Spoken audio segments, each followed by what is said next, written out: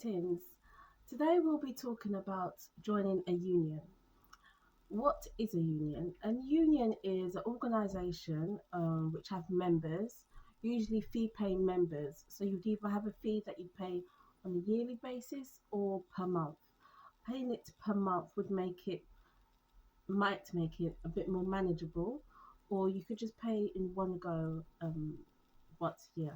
So that's what a union is. What they do is that they advance your benefits and well-being, protections, working conditions at your place of employment. So that would be the priority of a union.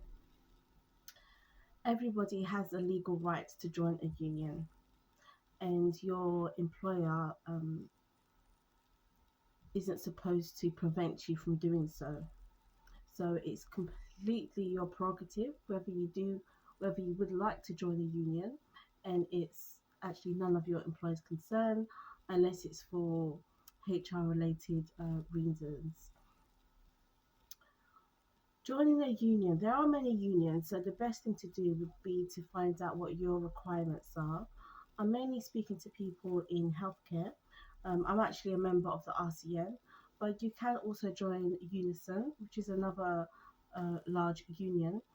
And people that are members of unions usually do have a better working life balance than people who don't, because you do actually have a third party that can advocate on your behalf where needs be, and it's also peace of mind in case there would be any issues.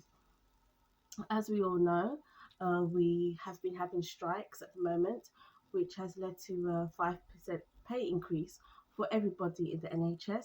The RTN are going to ballot their members as to whether or not we want to continue striking for a higher increase. But so far, this is the situation.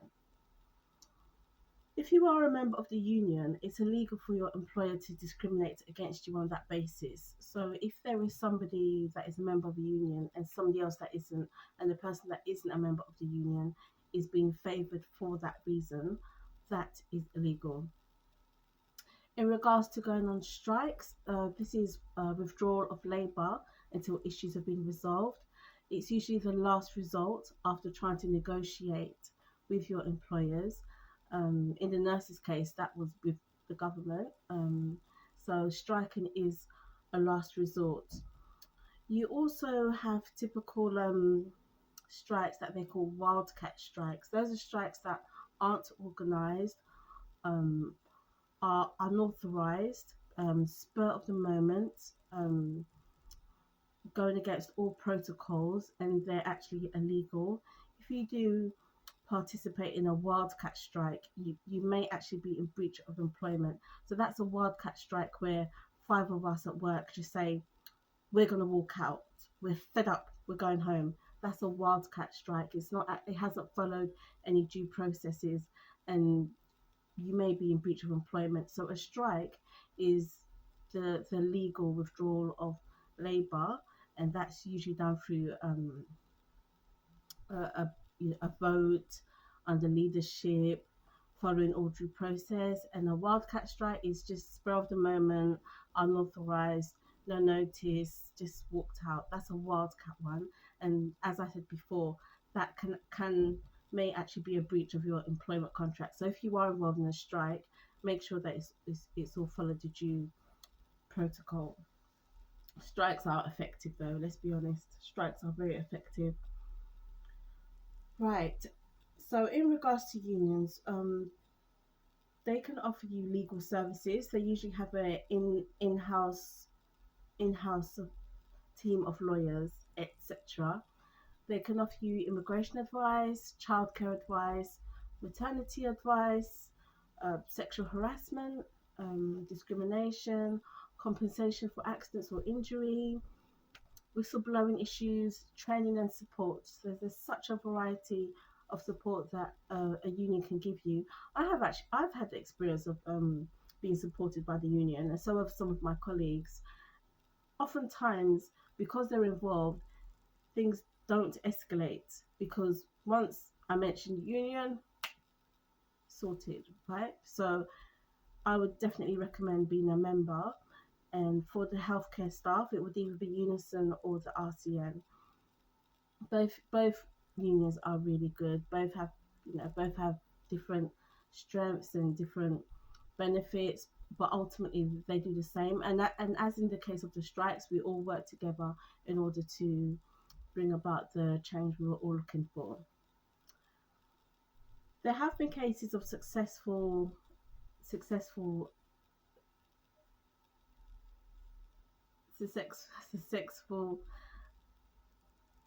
campaigns. I will include them in this video. One example was at King's College, and this campaign was actually led by Henrietta Dapper. She was a member of the Unison Union, and she campaigned on behalf of the healthcare assistants who found that their clinical duties were increasing and were actually going beyond what their job description entailed. So they were on band two, and apparently, in accordance to the protocol of documenting their job descriptions and their duties and regular their regular work workload, they realised that actually they were doing band three work. So under Henrietta Dapper, they've actually gone through different processes with King's College, and they've now been transferred to band three.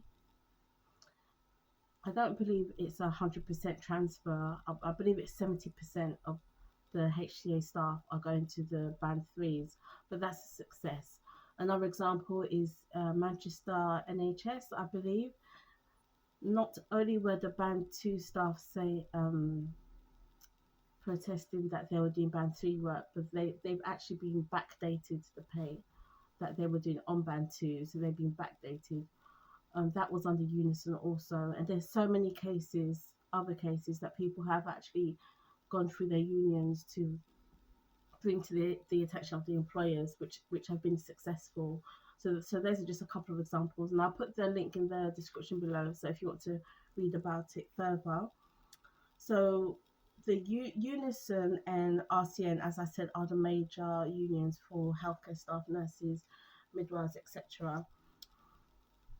I'm a member of RCN. I was actually a student ambassador for them as well at university.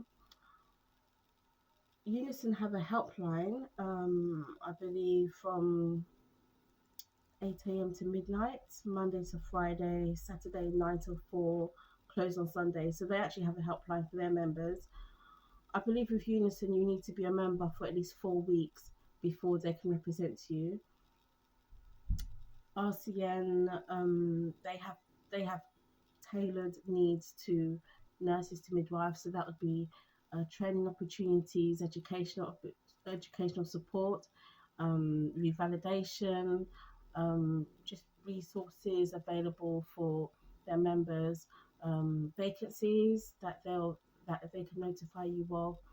So they're both really, really good unions. So I would recommend that you join one. You may be you may be at the beginning of your career, you may be a student, you may be retired, and you would like representation for a whole range of issues. It could be in regards to maternity, maybe childcare, it could be sexual harassment, grievance proceedings. You may be a male nurse that feels discriminated against due to your gender. It may be bullying, it may be harassment. It just may be working conditions, just a variety of situations. You just might need support. You might need signposting to other services, and